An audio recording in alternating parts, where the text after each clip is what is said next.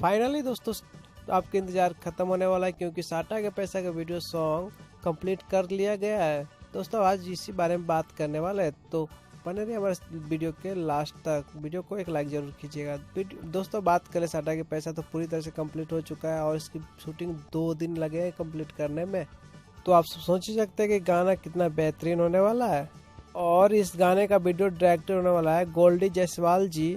में पहली बार power star Pawan Singh के साथ में आकांक्षा दुबे नजर आने वाली है। उम्मीद है कि यह जोड़ी आप लोगों को बहुत पसंद आएंगे। और आपको बता दें कि इस गाने की शूटिंग लोकेशन से बहुत सारे फोटोज और वीडियो वायरल हो रहा है, तो इसे देख करके पता लगाया जा सकता है कि गाना कितने हाई लेवल की बनने वाली है।